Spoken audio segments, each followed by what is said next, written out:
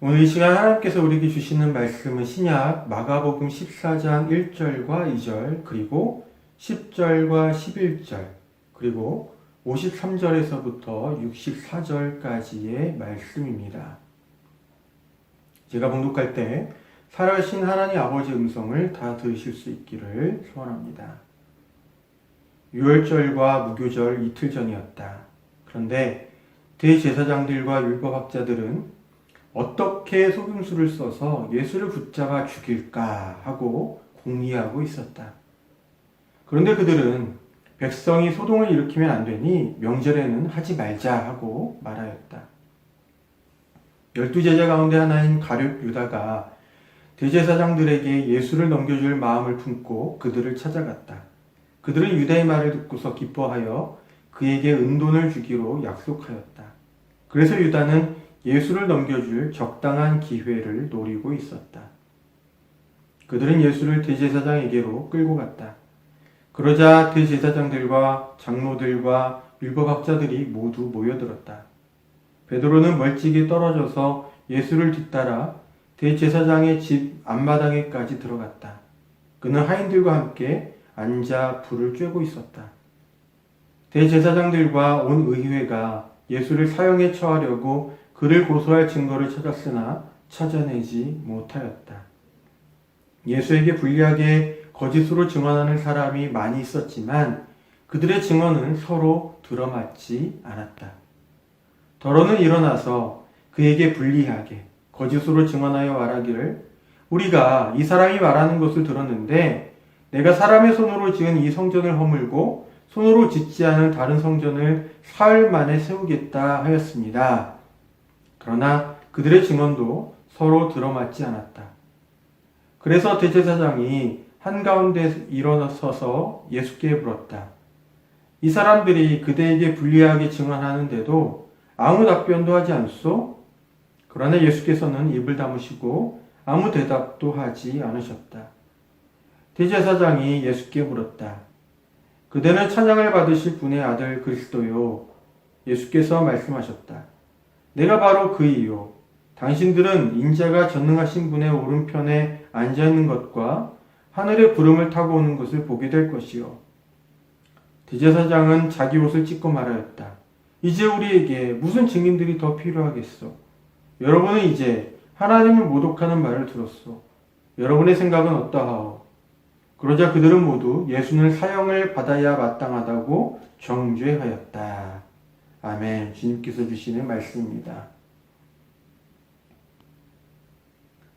오늘 본문 말씀은 예수님을 살해할 방법을 찾고 있었던 대제사장들의 무리와 거기에 조응했던 유다, 그리고 예수께서 받으신 재판의 내용을 우리에게 소개합니다.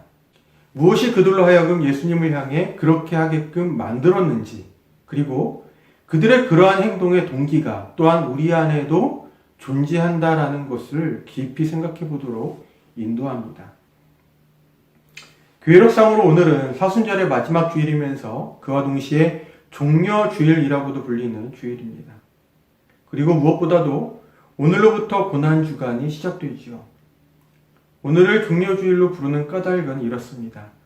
예수께서 유월절을 지키시기 위해서 예루살렘으로 들어가실 때에 예루살렘에 와 있던 많은 사람들이 예루살렘으로 들어오시는 예수님을 환영하였습니다. 성서의 기록에 따르면 그들이 종려나무 가지를 흔들면서 예수님을 환영하였다라고 하는데 그러한 이유로 사순절의 마지막 주일을 종려주일로 부르게 되었습니다. 당시 사람들이 예수님을 향해서 종려나무 가지를 흔들었던 이유는 이렇습니다.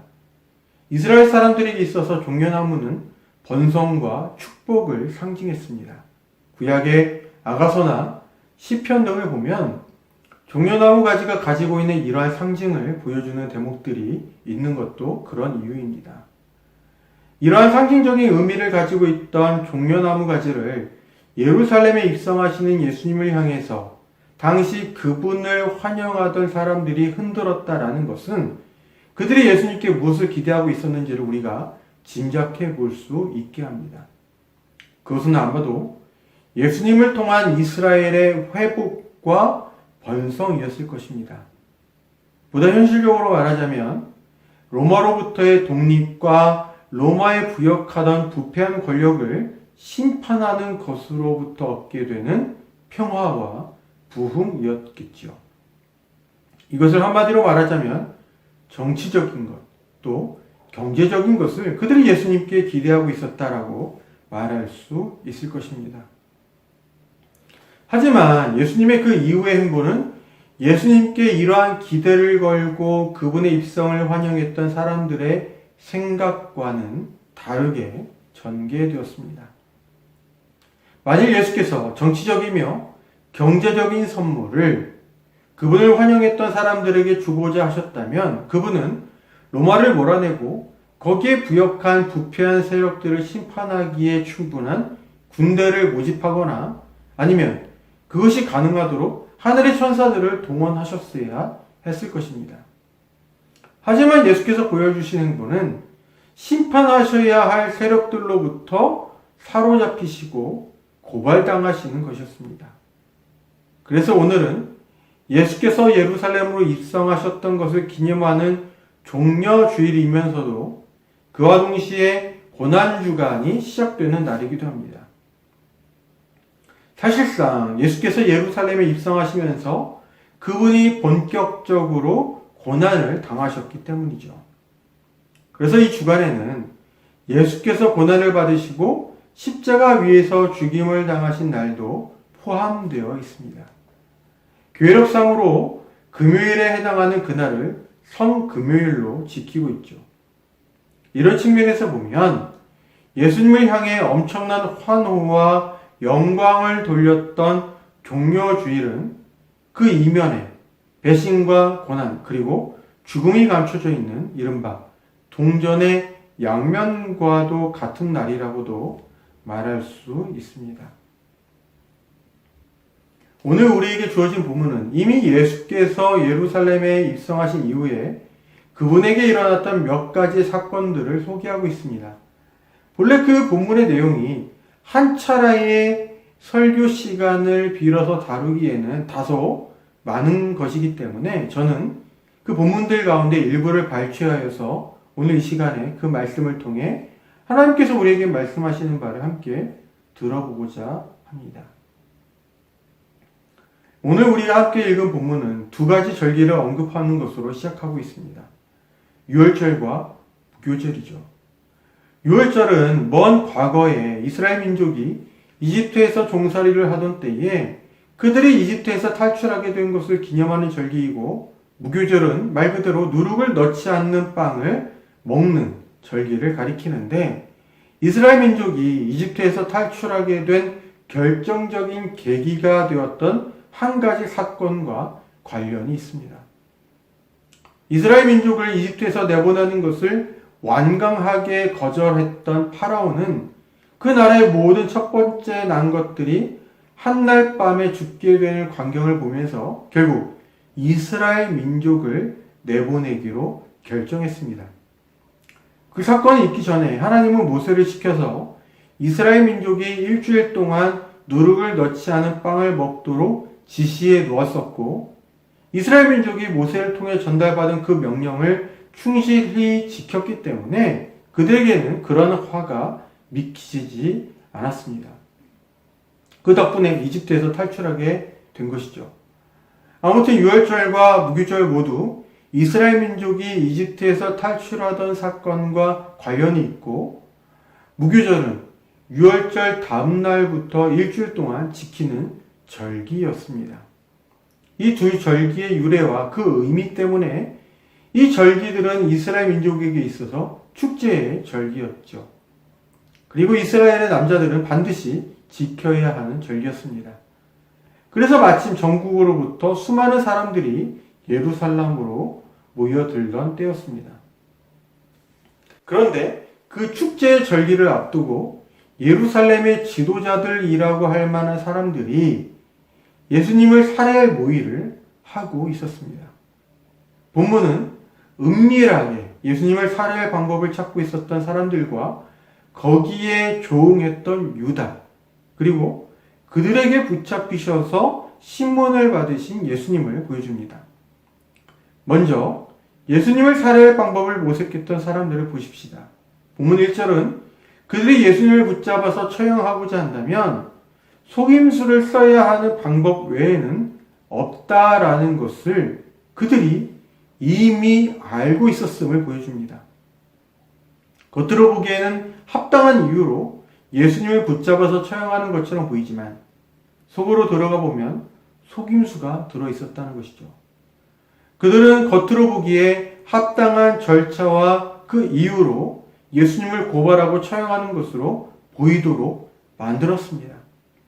그 방법이 사내들인 공회에서 예수님을 피고인으로 해서 재판하는 것이었고, 예수님을 처형할 만한 합당한 근거로 삼은 것은 하나님을 모독했다고 하는 이른바 신성 모독죄였습니다. 그들이 예수님을 지지하는 사람들로부터 그들 스스로를 변호하고 예수님에 대한 그들의 판결과 처분이 옳은 것이었음을 보여주기 위해 채택한 이러한 방법과 죄목은 겉으로 보기에는 그럴싸해 보이지만 그 속을 들여다보면 거기에는 거짓이 들어 있었다는 것이죠. 그리고 여기에서 우리가 놓치지 않아야 할 것은 바로 그 거짓을 그들도 알고 있었다는 것입니다.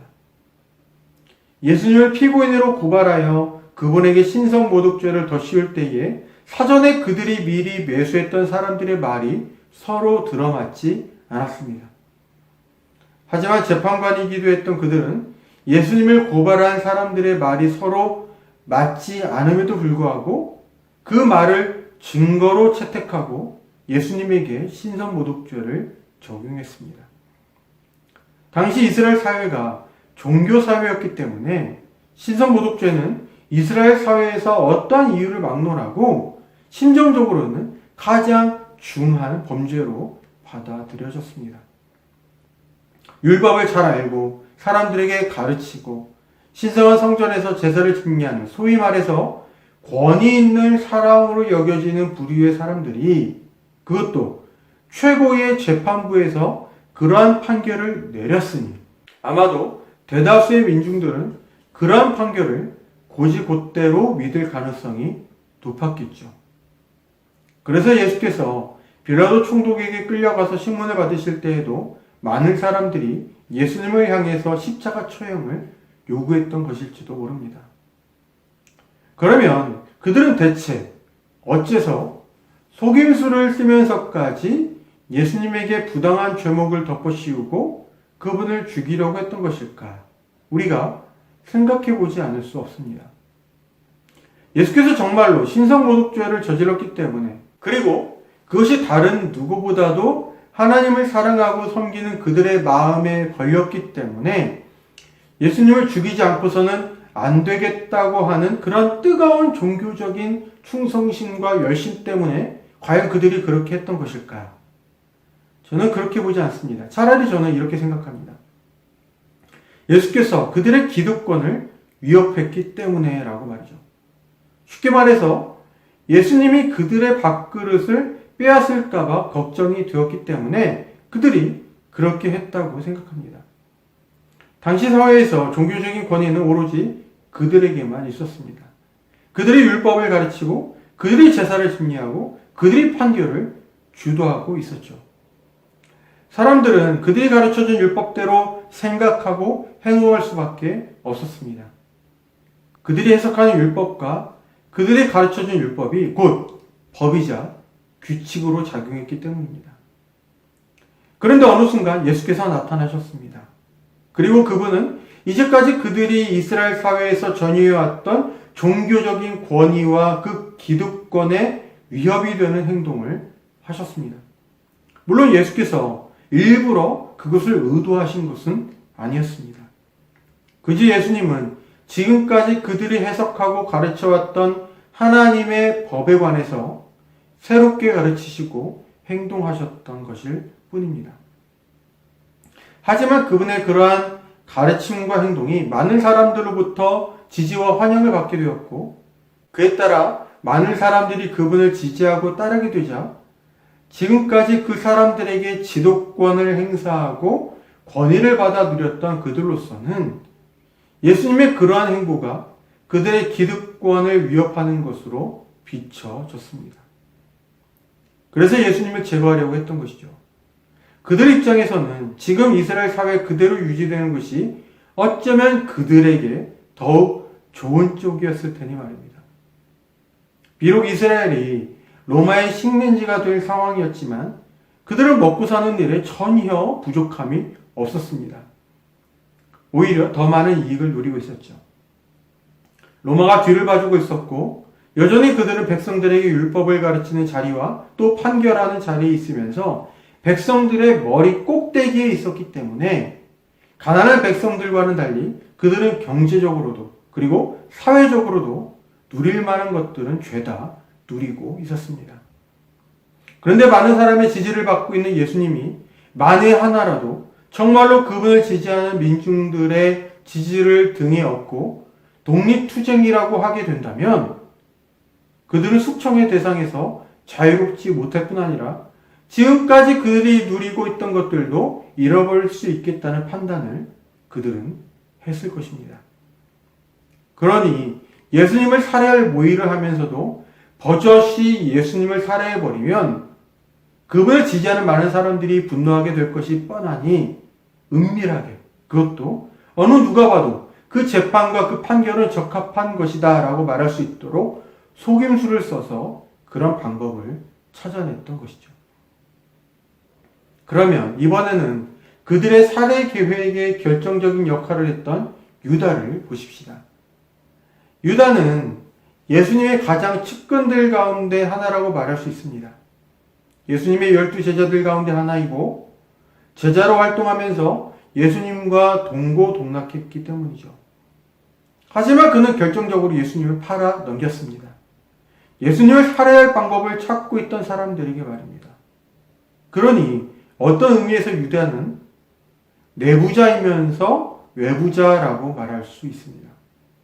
예수님에게 있어서 가장 친근했을 제자들 중에 하나였으면서도 결국에는 예수님을 팔아 넘긴 사람이었으니까요. 그러면 우리는 또다시 이런 질문을 해볼 수 있습니다. 어째서 유다는 예수님의 제자였으면서도 예수님을 팔아 넘기는 그러한 일을 저지른 것일까? 우리는 유다가 그런 행동의 보수로 은 30을 약속받았다는 것을 알고 있습니다. 은 30이 당시에 어느 정도의 가치가 있는 것인지에 대해서는 정확하게 알기는 어렵습니다. 하지만 대충 짐작해 볼 수는 있죠. 마태복음 27장에 따르면 나중에 유다는 예수님을 팔아넘긴 대가로 대제사장들의 무리에게서 받았던 은 30을 다시금 그들에게 돌려주며 예수님을 돌려달라고 했지만 그것이 거절되면서 스스로 목숨을 끊었습니다. 그리고 유다에게서 받은 그 돈을 성전에 둘 수 없다고 했던 대제사장들은 그 돈으로 토기장이에게서 밭을 샀고 유다를 거기에 묻어버렸죠. 이것을 보면 어쩌면 한 사람이 묻힐 만한 밭이 은 30의 가치였을지도 모릅니다. 유다가 나중에 그의 행동을 후회했다고는 하지만 그가 예수님을 은 30을 받고 팔아 넘기려고 했던 것을 보면 어쩌면 유다는 예수님에게 걸었던 그의 기대가 헛된 망상에 불과한 것이라는 판단을 하였고 그에 따라서 돈이라도 받고 떠나버리고자 하는 생각을 했을지도 모릅니다. 유다도 당시 많은 민중들이 예수님께 기대한 대로 정치적인 메시아, 경제적인 메시아로서의 예수님을 기대했었고 그의 일이 다 이루어지고 난 이후에 그도 한 자리, 한 몫 챙길 것을 기대했을 것입니다. 하지만 예루살렘 입성과 함께 본격적으로 그 일에 착수하실 것을 기대했지만 예수님의 행보가 그것과는 상반된 행보를 보면서 지금까지 예수님을 따라왔던 것을 후회하고 그것에 대한 보상 심리가 그에게 있었을지도 모릅니다. 다른 사람은 몰라도 예수님의 12제자들 가운데 한 사람으로서 친밀하다면 다른 어떤 누구보다도 예수님과 친밀했을 제자들 중에 한 사람으로서 바로 그러한 일을 저질렀다는 것은 참으로 뼈아픈 일이고 동시에 예수님의 마음을 너무나 슬프게 했던 일이 아닌가 하는 생각이 듭니다. 유다가 예수님을 팔아넘긴 대가로 은 30을 약속받았다고 해서 그가 보상심리로 혹은 돈 욕심 때문에 그렇게 했다고 덮어놓고 결론을 내리는 것은 성급한 듯합니다. 근본적으로는 누구보다도 예수님 곁에 있었던 제자들 가운데 한 사람이었지만 예수님의 가르침과 행동이 가리키는 것, 바로 이분 예수님이 누구신가 하는 문제에 있어서 믿음이 부족했기 때문에 그렇게 행동했다고 보는 표현이 적당하겠죠. 오늘 본문의 말씀은 두 가지 군상을 보여줍니다. 하나는 자기의 이권을 지키기 위해서라면 무고한 사람이라도 죄목을 만들어서 처벌하려고 하는 사람이고, 다른 하나는 최측근이고 가장 친밀한 사람이라고 하더라도 오히려 멀리 있는 사람만도 못한 사람, 다시 말해서 진리의 곁에 있으면서도 진리를 확고히 붙잡지 못하고 세상의 방식에 눈을 돌린 사람입니다. 처음의 군상은 예수님을 잡아 죽이려고 모의했던 대제사장들을 비롯한 종교 집단의 사람들, 기득권을 가진 사람들이었습니다. 그들은 비록 그들 스스로 율법을 잘 알고 누구보다도 하나님에 대해서 잘 알고 있다고 자부하는 사람들이었지만 결과적으로는 하나님이신 예수님을 무고하게 고발하고 처형하는 일을 꾸민 자들이었습니다. 자기의 이득을 지키기 위해서 말이죠. 자기 이득을 지키기 위해서라면 어떠한 일도 저지르고야마는 습성은 죽음을 권력으로 휘두르는 세상의 악한 권세 아래에 순응하는 사람들에게나 해당되는 것입니다. 하지만 슬프게도 오늘의 본문에서는 누구보다도 하나님을 잘 알고 율법을 잘 알고 그래서 사람들에게 그 율법을 가르치고 소위 거룩한 제사를 집리하는 사람들이 바로 그러한 일들을 저질렀죠. 그러면 유다는 어떠한가요? 대제사장들을 비롯한 무리들이 외부인이라면 유다는 그야말로 내부인이었습니다. 그는 예수님과 친밀한 교제를 나눴던 제자들 가운데 한 사람이었죠. 하지만 그럼에도 그는 예수님을 팔아 넘기는 사람이 되었습니다. 결정적인 순간에 예수님을 부정했던 것이죠. 예수님이 숱하게 전하셨던 하나님 나라의 복음과 그분께서 보여주신 행적이 가리키는 것에 대해 깨닫지 못하고 한편으로는 그것을 굳건하게 붙잡는 믿음이 그에게 없었기 때문에 결정적인 시점에 유다는 예수님을 팔아 넘겼습니다. 유다와 같은 모습이 오늘날 교회 안에 기독교인이라고 불리는 사람들 안에 없다고 어느 누가 말할 수 있겠습니까? 우리는 어떤 의미에서 내부인입니다. 유다와 같이 말이죠. 하지만 우리도 유다처럼 예수께서 전하셨던 하나님 나라의 복음과 그분께서 보여주신 행적이 과연 무엇을 가리키는 것인지에 대해 잘 깨닫지 못할 수 있습니다. 그리고 그것을 굳건하게 붙잡는 믿음 또한 부족할 수 있죠. 그렇다면 우리도 결국 결정적인 순간에 예수님을 부정할 수 있습니다. 유다처럼 말입니다. 이것이 무엇을 가리킵니까? 예수께서 전하신 하느님 나라의 복음과 그분의 행적이 지시하는 바가 무엇인지를 깨닫고 그것을 확고하게 믿지 못한다면 우리는 이 세상에서 하나님 나라의 방식대로 하나님께서 기대하시는 대로 생각하고 말하고 결정하고 행동하는 일에 실패할 수 있습니다. 그리고 세상의 그 야수적인 방식대로 생각하고 말하고 결정하고 행동하게 되는 것이죠. 은 30이면 예수님을 팔아넘기는 대가로 족하다. 그 정도면 지금까지 예수님을 메시아로 착각하고 따라온 나의 수고에 대한 보상으로 괜찮은 것 같다. 이런 생각으로 예수님을 팔아넘기고 진리를 배척했던 것처럼 말입니다. 오늘 예수님은 그분의 가르침과 행적에 상관없이 생각하고 행동하면서도 오히려 나는 기독교인이다. 나는 예수님을 잘 믿는 사람이다. 라는 식으로 생각하는 사람들에 의해서 끊임없이 부정당하고 배척당하고 계십니다. 우리 모두의 이야기이고 우리의 현실이라고 생각합니다.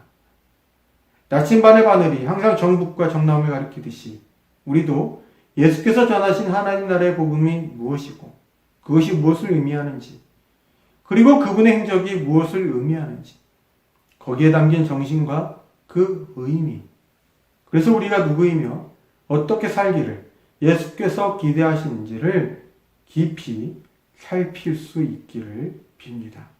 기도하겠습니다.